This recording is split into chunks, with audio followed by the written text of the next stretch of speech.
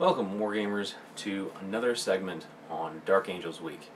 We are going to be looking at yet another box, this one a slightly more controversial box as far as people's opinions on the aesthetics of the model, as well as the rules, mostly just the aesthetics. So that's what we're going to be looking at today, and this is the Landspeeder Vengeance. So we're going to take a closer look under the close cam in just a second, and we'll see what all the fuss is about. I personally have my own opinions, and I think that this kit could really use some sprucing up, but we will address that in another video where we're going to be taking this and converting it to look a little less garish on the front end at least. So stick with us, we're going to switch over to the close cam. So here we have the infamous Landspeeder Vengeance. Now, from what I understand, I think a lot of people are complaining about this cupola that is right out here at the front, with the Space Marine sort of jammed in there in a place where it looks like he can't possibly even have legs. So, not to mention, I feel like it doesn't fit well there. I mean, the whole thing looks nice and sleek and aerodynamic, except for this, which doesn't really make a whole lot of sense. But I'll save my opinions for later. The kit can also be built as the Ravenwing Death Shroud, which is a fast attack choice as opposed to this, which is a heavy support choice in the Codex, which we have addressed in previous videos. So let's go ahead and pop this box open and we'll take a look at what we got. Looks like we've got our standard flight base pieces. We got the big flight base and the 2 levels you can have it flying at. We've all seen that before. And there we go. We also have the normal Space Marine transfer sheet. Nothing new or special there. This is a rather thick manual. It looks like it's probably going to be very much needed. Wow, is it actually? It's actually stapled together like a booklet. It's not that like fold-out sheet thing. So that's kind of nice, actually, not having to unfold it and figure out which side is the front and which direction it goes. But yeah, always helpful. And now let's take a look at the sprues. We've got 3 sprues here, so let's just go from top to bottom. Let's see here. It looks like we've got the front grill piece there. This is the Dark Shroud Shrine thing that goes on top. I'm not positive where all of these pieces go. I think this is probably one of the thruster pieces on the back of the ship. I'm fairly certain that's the case. It looks like it, at least. Looks like we've got our heavy bolter, and I do kind of I have mixed feelings about the way they've started doing the bolters and things like this. Yes, it's really nice that you don't have to drill it out anymore, because you put it together and there's a hole in the middle or a gap where the barrel is, and the side ports are bored out already. But you do have to contend with a seam running down the middle of it. Not to say that you wouldn't normally, because you would have some kind of mold line running down the middle, but it's kind of a mixed blessing. You don't have to worry about centering up the hole that you're drilling. I'm not sure where these guys go here. I think that they may be, you know, I'm not even sure. I can't even spot them on the box here, so I'm not sure what these little rings are. This is obviously the top rear compartment. You've got the openings for the engines here. These are the engine intakes, and you've got the giant cupola up here where the either the pilot or one of the pilots in the Dark Shroud sits, or the gunner for the plasma storm battery goes on the Vengeance. Let's see here. Looks like we've got the probe that sticks out of the front here, and probably some piece of iconography like a base when something else sticks on there. Looks like we've also got a little intake of some kind, maybe over here. Not positive. Let's see what's on the next sprue. Alright, so we've got the top half of the front part now, so this would interlock with the previous sprue's top piece. We've got lots of shoulder pads and backpacks and things to actually build the pilots and the gunners here.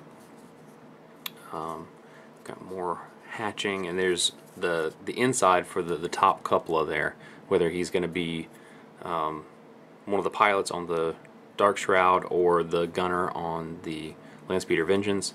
We got the front, like the middle crew member here with controls on the side, and looks like his arms right here. And then let's see here, we got a couple of heads. Let's flip it over and take a look at those. I like this guy's head here. Let me flip it around so you guys can see it right side up.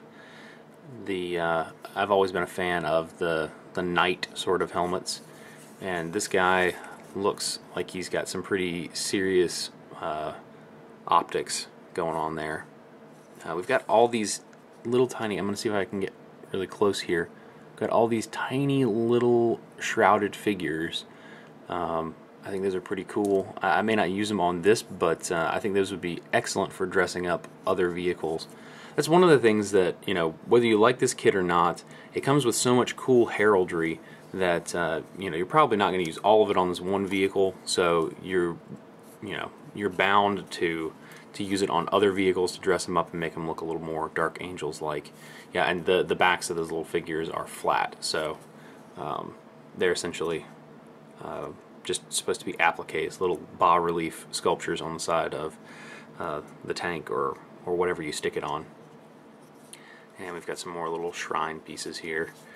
And I think that's pretty much it for this sprue. Oh, these are all little pieces of parchment and little banners and things. I think I've seen it stuck on the side cab of this guy right here, just hanging down onto the wing there. I think that's where they have it on the standard box art.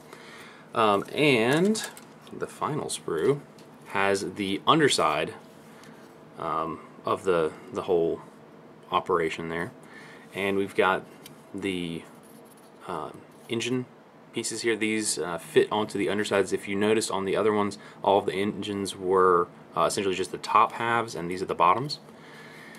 We've got all of the pieces to the Plasma Storm battery there. These are halves, so they just, you know, book match in here. And we've got the chests for all of the crew members. Very cool stuff. Lots of good heraldry. I like this one, but I can't even recognize what mark armor that's supposed to be. It looks pretty old. It's got this weird riveted plate over it. Let me get a little closer. Maybe you guys can identify it for me, because I'm not positive on that one. Or maybe it's just something made up for this.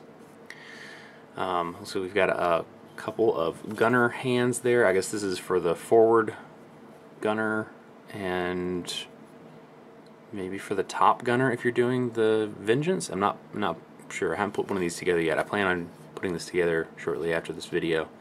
And looks like we've got some more antennae and the round couple apart for the Plasma Storm battery up at the top. If you're doing that, I think that's what the actual guns rest on up top. This is the front gunner legs, and then we've got the assault cannon up here with its ammo pack. I think that's pretty much it for this sprue as well. So overall thoughts, I will say I like a lot of the parts of this kit. I don't necessarily like what it all adds up to, mostly because of this right here. I'm not a huge fan of the front cupola. That is my opinion. You guys can feel free to yell and scream and tell me I'm wrong, but I know it to be a fairly popular opinion that the front end of this ship is not a visually pleasing one. And what I'm going to do, as promised, is I'm going to assemble this kit, but I'm going to do a tutorial on how to convert it to look a little bit better. Essentially what I'm probably going to do is remove this cupola here, or this opening, and try to recreate a more sleek nose that matches this side. Not, you know, 100%. Like, I want it to look a little asymmetrical, but not this asymmetrical, like it's got some giant bulbous thing hanging off of its nose. And replace it essentially with a gun emplacement, but not a manned gun emplacement. Like, this guy up here is flying, but I feel like he could also be shooting or maybe have the machine spirit firing for him or something. But essentially having a Chimera-esque gun port out the front here instead of this thing, I think that would look really nice.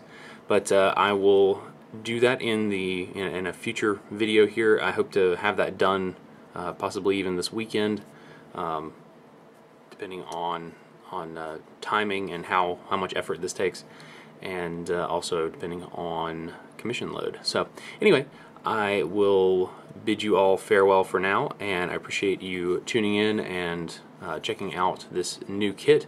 Whether you like it or not, give us a comment. Tell us what you think of this. I think this is a fine kit, aside from one really glaring aesthetic choice. I don't know. I can't abide by it. But let me know what you think, and let me know what you think about how to convert this, how to fix it. So if you guys have some really creative ideas, let me know, and I might incorporate them into how I fix it. But until next time, thanks for watching, and happy wargaming.